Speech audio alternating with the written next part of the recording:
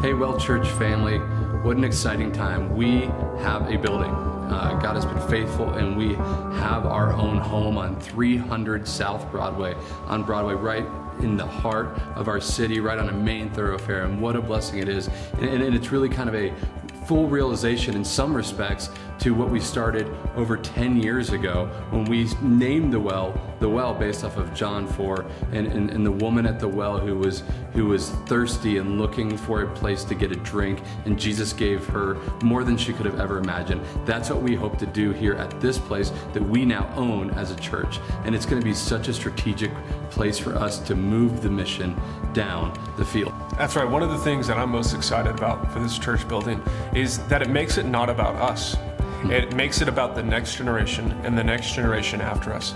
We want to build a church legacy here in Boulder where it's not just about one church or 5 churches, but hundreds of churches reaching thousands of people in this town. And so having this church building is going to position us to do ministry, not just in the same way we have been, remaining faithful with what we've already been given, but also in new ways to reach our community, hosting workshops and other things to care for our neighbors through this building. And so I'm really excited that God has delivered this building to us, and that you guys have been such a key part, we've all been such a key part of being generous and being good stewards of what we already have so that we could secure this property. So many things had to work out, and they did.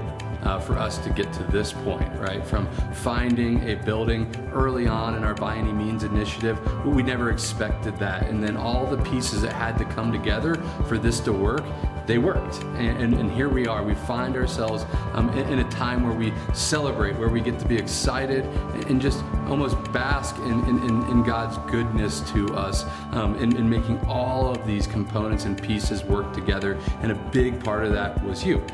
Your faithfulness, your generosity, and your love for the local church. And so what a beautiful thing it is that we get to be part of.